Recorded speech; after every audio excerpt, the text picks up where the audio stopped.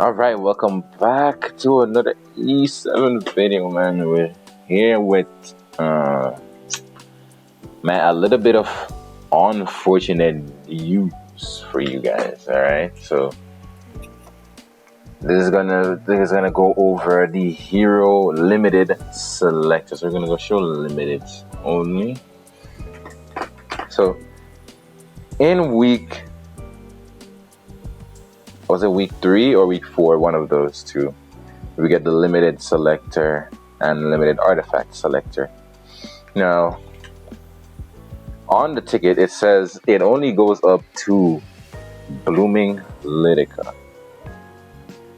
It only goes up to Blooming Lidica, which means, let me get the timeline actually. Let me go look for the timeline. Let's go look for. No. Cancel. Let's open this. Oh, let's go to the timeline. This is a website that Cecilia bought. You can kind of go see like who came out when, to like guess when they're having a rerun or things like that. All right. So if we're basing this off of Blooming Lidica, where is she? Where is she? Did I pass her? I might have passed her. No, this is Laia. And then here. She goes up to Blooming Lidica, which means Laia is not making it in here, which is odd because usually when it comes to selectors and things like the custom group triple banner, like that, a unit need to have one rerun, limiteds, right? Need to have at least one rerun. I think regular RGBs just need to be 6 months old or something. But they need to have a rerun in order to make it into the selector. And Laia did have a rerun, so everyone thought, well, okay, now that Laia has rerun, she's open now to the group banners and the potential selector, right? So, but Smilegate said no Laia for you because they probably want to sell her in some way, right? So now that we have that out of the way, Laia is gone. She's gone. She's a good cleanser, a decent cleanser.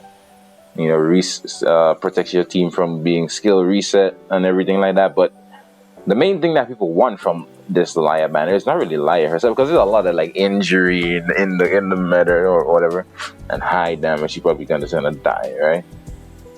Anti-pen also screws her ultimate. You know, DN has it, Ilanov has it. I mean, it's a little bit of a spoiler, but hey, it's okay. But this also means her artifact is also not here. So those of you who want to get more sweet miracles, tough luck, bro. She's not in there. All right. Who else is not in here?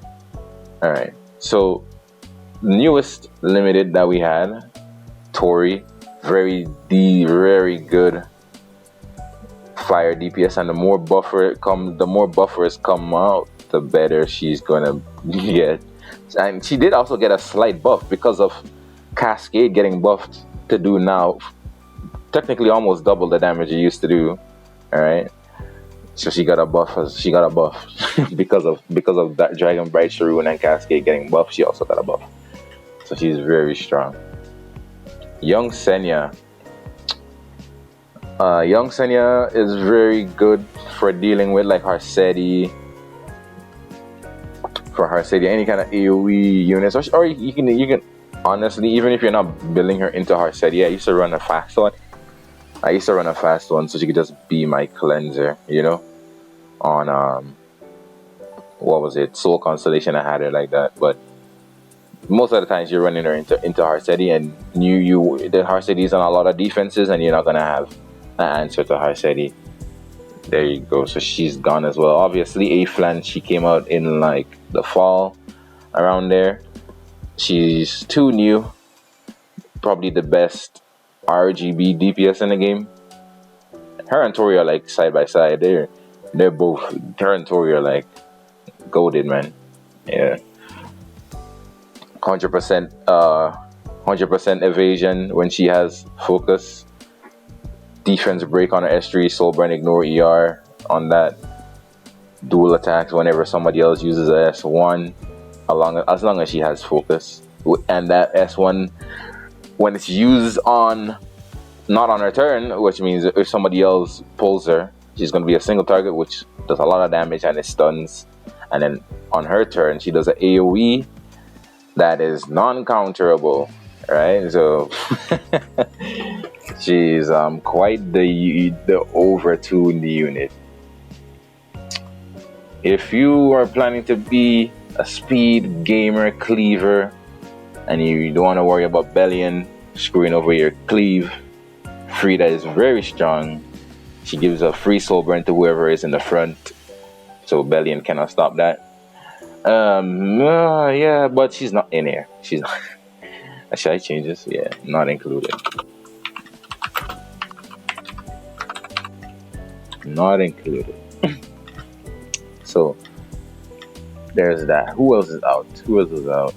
Is that all of them? Militica, yeah.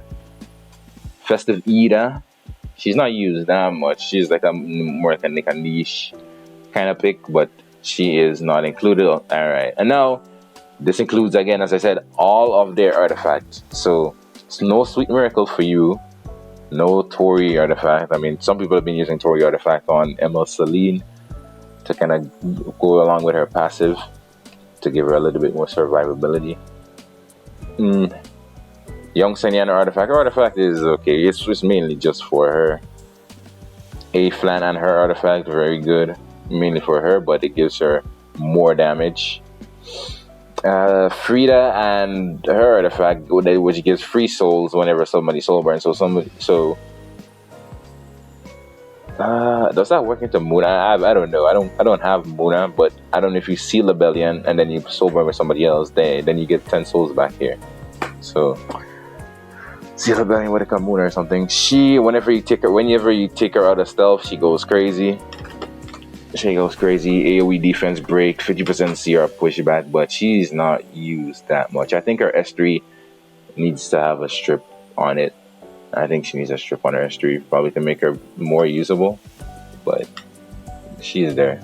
Sometimes she can be a force ban in some scenarios. Right. Now that that's out of the way, let's just take the number one pick right away because I don't want to keep people waiting too long. So if you were not around or have not done, or you saved your bookmarks from the previous triple banner that we had, and you didn't do anything with that, then here you go. She's gonna have a banner starting next week, but since Laia is not in here, I mean, even if Laia was in here, it probably would have been DN still, and then Sweet Miracle, who knows, because DN is very strong right now. 50% anti-pen, full cleanse, and then she has like attack buff on S2 with a CR push. Very good unit, and she's like one of the oldest units in the game. She recently got buffed to be very good, yeah. But that's probably your number one pick, alright? That's probably your number one pick, DN.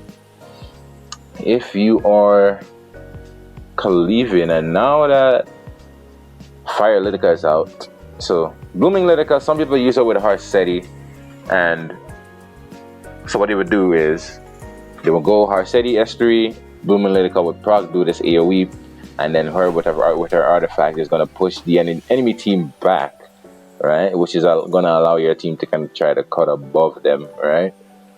Pushing them back when they already get CR RNG by Harseti is pretty annoying. And now that she's going to lose a lot of her damage, right? She's going to lose a lot of her damage when she's played with Harseti because Harseti takes away her speed and she needs speed scaling difference. But if you're not using her with Harseti, she's very decent apparently with the new recently buffed Fire Litica, I'm hearing. So Fire Litica plus her, Fire Litica goes. And something I found out actually is you can Elena these teams, because if Elena gets hit by Fire CC, and she has an ignore ER soul burn, so she just needs to hit the 50-50. If she hits the 50-50 and she lands the bind on Elena doesn't activate. So Elena does not cleanse. Because it has to do with how passives are written, how skills are like, or FP7 does have problems with wording at sometimes, but how skills are worded changes the effect of it, right? So Elena, when she gets to do an AoE, the way it's written is she activates her skill 2 and then she cleanses. That skill 2 is what cleanses, right? Because it's worded like that, or opposed to somebody like Celine. Celine's passive, Green Celine, is worded cleanse, like when somebody uses a non-attack buff, removes all debuffs from the caster, then activates Blink. It reminds order of operations are important, alright? So yeah, so if Alina gets hit, she does not activate, and then Blooming Litica is just gonna go do her passive, debuff everybody even more, and then push them back. Then Fire Litica is gonna come back with with a defense break, 100% pushback, ignore ER with a defense break, right? And you just cook from then. I think they really overtuned Fire Litica. She's too good, right? Going next, let's just go with these. Ahmed, she kind of lost a lot of her popularity because I mean, there's ML Payer. Why even use her? ML Payer has AOE. She kind of does the same thing, honestly. She has 2 CR pushes, right? Did you think of it? She has 2 CR pushes. Payer has 2 CR pushes. Who else? She has Swift Attack. Yeah, Swift Attack. Para gives Swift Attack, but to the whole team, she only gives it to one person. So like, there's no need to use her, and her base speed is also slow as hell, right? No, not slow as hell. It's 117, but for an opener unit, yeah, she can't compete with these like 121s, 124s, 128s. Now, yeah, she can't compete with that, right? Base speed units, all right? So I think maybe a speedy would help her, but I don't think they're gonna do that. She would be like 127 base speed if they did that. But she has AoE skill now. If you like how she looks, you can use her. I'll probably show up like pictures of these so you can see what they look like if you're new. And you can choose who you like. But DN, probably I'm still gonna recommend DN probably for your number 1 for everybody. If you want, also, DN could be, if people like newer players. I don't want to like. There's going to be missions that make you like. The missions are going to force you to use one specific Wyvern team, but nothing saying that after that mission you can put DN in your. If you have PvP focus, you can build a DN. You can probably use her for Wyvern too if you want to tank, right? Depends on you, but I think you just go with the team that they give you. Anyways, Biblis is a niche one because she's mostly, I only see her used when I pick like a Miki or ML Landy. She's very good into those two. Miki and ML Landy. Who else? She used to be used against AU Fiend when AU Fiend was good too, but the problem with her versus AU Fiend, also a funny thing is, every time you hit AU Fiend, if you couldn't kill the AU Fiend, every time you hit AU Fiend with her AoE, you would give the AU Fiend more fighting spirit, and then eventually she'll get her ultimate, right? So it used to be more against like Candy, Amiki, but you need high effectiveness, and then you just defense break them. You get healing, you get barriers, you get blind debuff, a lot of things. Cerise used to be a really good opener, and then I think it's her speed holding her back, maybe, but now she's a PvE unit used for mainly expos and in guild AI, Ancient Inheritance. That's where she's used. There we go with Fairy Tail Tenebria. Very strong debuff unit. She's not meta, but if you have like super fast effectiveness gear, you can use her and the control teams. I don't like fighting against these kind of teams, especially like her and Araminta that can just stun me, control me all over the place. I don't really like them too much, but it is what it is. Actually, I never even tried picking Elena into her because sometimes she's on crown and I get stunned and I can't do shit. But That's okay. Holiday Yuffie. I tried using her versus like the Teiyu Khalees or whatever. She doesn't do enough, man. I don't know. The Teiyu, she reduces how much combat readiness you get pushed back on your whole team by 30%. I think you have to ban if you're a person that pre-bans Sea Phantom. I think it could work out. I think it could work out, but I haven't tried it myself. Actually, no, I did try her against the Zeo ones. It didn't work. It didn't do that much. It didn't work. Let's see. Greenlandy is getting some play because she stealth. She has stealth no one turn one. Her artifact basically turned into guiding light. And then I've seen some weird Landy builds. I don't know how people are building her now. Know that she's in stealth, they might build her more damage. But I've seen like 280 plus Greenlandies or something just there to see her push the team. So somebody will go first, see her push her up, and then she would go S3 non-counterable, and that can't be countered, and push up her team as well. Or maybe that was on Renewed Will, but I did see her pushing up her team. Letty got buffed, but she's still. I don't think the buffs change her that much. She does get a 50% CR push when she uses her Kraken. When she uses her Kraken, I think she gets the 50% CR push. And then some people try to pair her with Para so she can cut up again, but she still has to take another turn because she won't have the switch attack on the Kraken, which is unfortunate. Blue Luna, waifu. I gotta put her up here. She's not that great. And most people who started around the anniversary, if you started around the anniversary, you probably have a free one because they did give a free Luna. I have 2 of her now, so it's okay. Actually, let's put her down here just in case because people are gonna just skip. People are gonna skip to the end. Galalelius, I'm gonna put her here because she can be really good with dealing with Blue Crow, but I think that's about it. I don't even think she could one shot. She can one shot Albedo. She can't one shot Albedo, I don't think. But because of DN and ML Ilanov, bro, she just doesn't get to do anything. There's also a lot of fixed damage in the game. There's Tori, there's ML Shu, a lot of fixed damage into the game that just ruins her day. Luluka.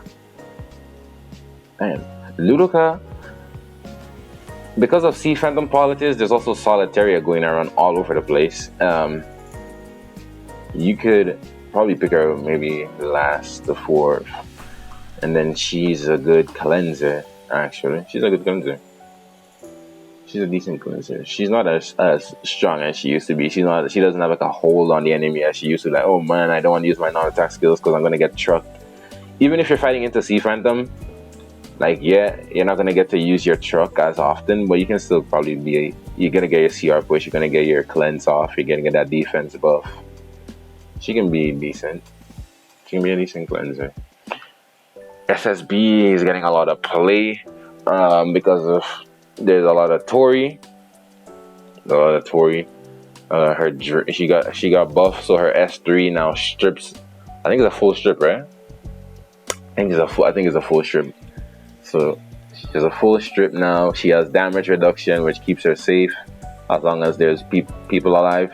She gets damage reduction based on how much allies is alive, which counts herself too. So it's like 40% damage reduction on her. I seem to be able to play her like really fast just to go for that strip, unbuffable, unhealable. Some people went for guiding light, full torrent damage. Yeah, so you can try, or you can just use her on her own artifact, of course, drink. Alright. I'll put her here.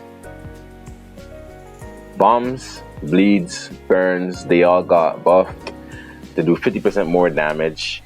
And plus there's also a frenzy effect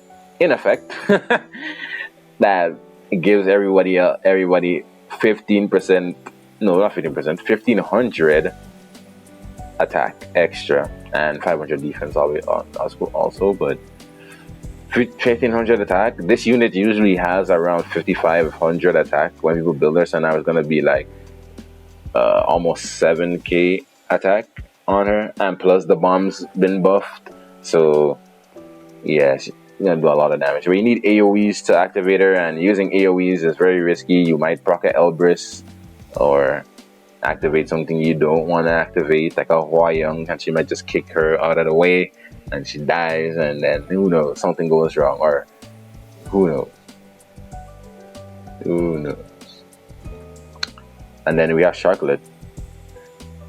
We have Charlotte, which she's used nichely. You don't see her much, but there's some people who cook with her. They just go S1 and then she pulls herself into AoE attack, which does a lot of damage, and defense breaks, I believe. Defense break or attack break? I forgot. And then yeah, she cycles her buff. She's a buff that she gets every time we take a few turns. She gets this buff above her head that makes her be able to dual attack, and she gets that a lot. That's not fun. Sometimes it's not fun to play against, but she's not meta. She's just like a niche pick that people play around with, you know. But she could be strong, you know. Also fighting. No, did they remove her fighting spirit? I forgot. But there you have that. I think these three may be the top ones. But you can correct me, please. Please correct me in the comments, you know. Tell me who you think needs to be moved and why. But yeah, if you enjoyed the video, make sure to leave a like, consider subscribing, and I'll see you guys in the next one.